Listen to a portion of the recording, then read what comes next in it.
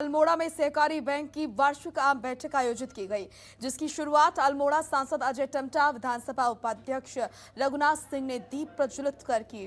वहीं बैठक के दौरान बैंक के अध्यक्ष ललित लटवाल ने बैंक के 2020 और 21 के आय व्यय प्रस्तुत किया और इस मौके पर दान सिंह रावत उत्तराखंड राज्य सहकारी बैंक के अध्यक्ष ने कहा कि आज बीजेपी के शासनकाल में सहकारिता के क्षेत्र में उत्तराखंड के ग्रामीण क्षेत्रों में रोजगार के मौके दिए जा रहे हैं। साथ ही उन्होंने कहा कि केंद्र सरकार ने नया सहकारिता मंत्रालय बनाकर देश में सहकारिता को एक नया आयाम दिया है, जिसके लिए वो प्रधानमंत्री नरेंद्र मोदी और साथ ही साथ सभी का धन्यवाद करते हैं।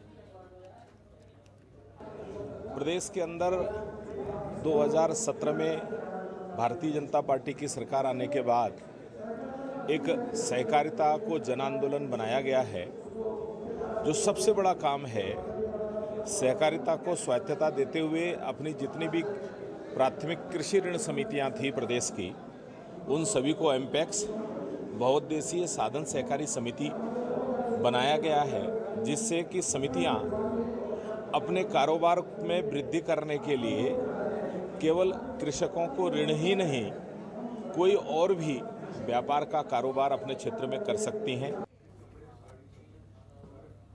तो वहीं चमोली जिले की सीमाओं पर पुलिस और स्वास्थ्य विभाग की ओर से सघन चेकिंग अभियान चलाया गया।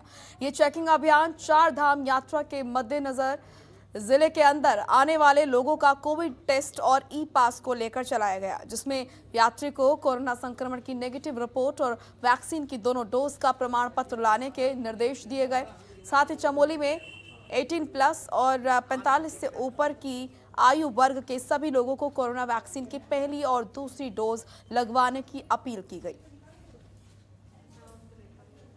माननीय उच्च न्यायालय के निर्देशों के क्रम में जो राज्य सरकार द्वारा एसओपी निर्गत की गई है, उसके क्रम में 4 धाम यात्रा का सैटरडे से विधिवत संचालन शुरू किया गया है। इसमें हमारे द्वारा यही अनुरोध है कि जो प्रशासन द्वारा एसओपी जारी की गई है, उसमें कोविड से रिलेटेड प्रोटोकॉल हैं और जो यात्रियों पर 1000 व्यक्तियों की सीमा है उसका अनुपालन किया जा रहा है। और समस्त जो विभाग हैं उसमें, चाहे वो हमारा NHIDCL है और BRO है, पेयजल संस्थान है और विद्युत विभाग है, उनको निर्देशित किया गया है कि वे अपनी व्यवस्थाएं सुचारू करें। बैरियर्स पे हम लोग ये सुनिश्चित कर रहे हैं कि जो भी यात्री बाहर से आ रहे हैं उनका वैक्सीनेशन सर्टिफिकेट चेक कर रहे हैं। अगर उन वैक्सीनेट नहीं है और ड्यू डेट है तो उनको वैक्सीनेट कर रहे हैं।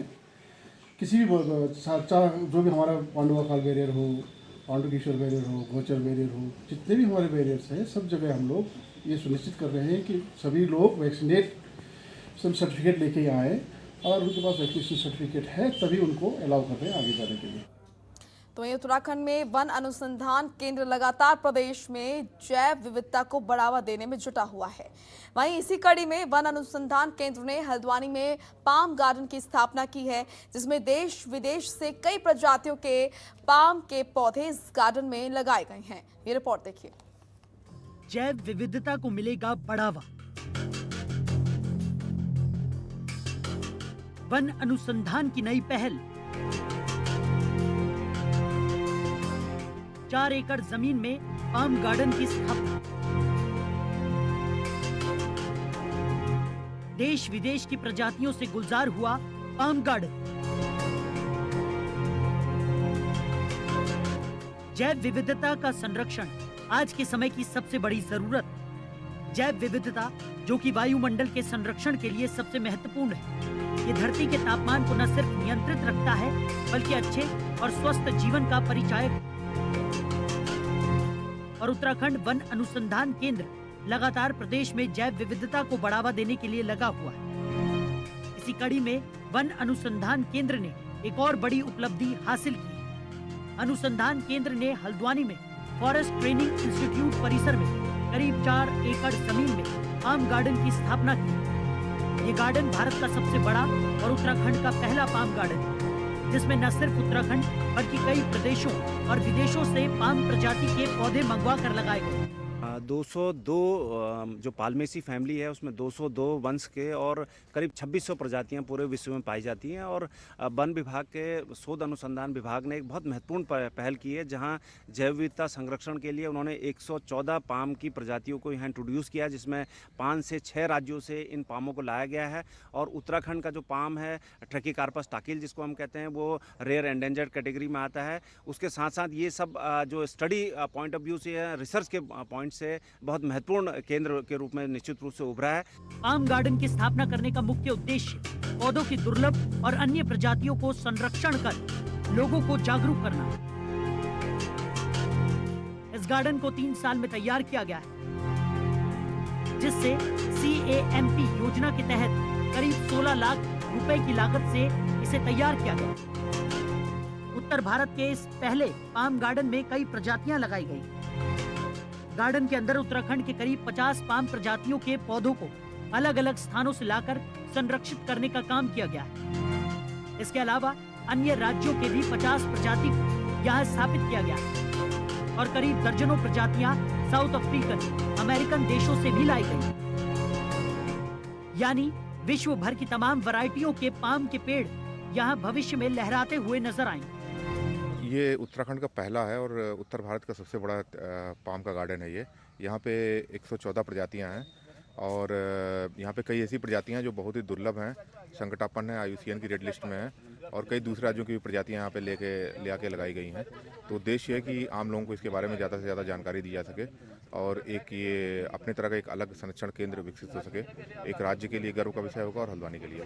उत्तराखंड के पहले पाम गार्डन में ताड़ की लगभग 100 विभिन्न प्रजातियां हैं। केवल ताड़ प्रजाति का पाम ही ऐसा है जो 0 से नीचे के तापमान में जीवित रह सकता है।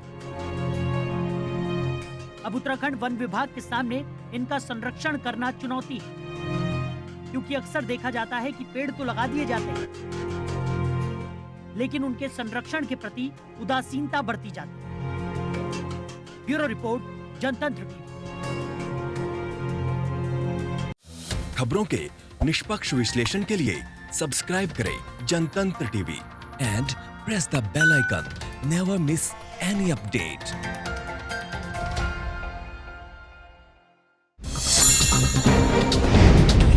डाउनलोड कीजिए जनतंत्र टीवी ऐप को, जो कि अवेलेबल है गूगल प्ले और ऐप स्टोर पर। अधिक जानकारी के लिए अभी डाउनलोड करें।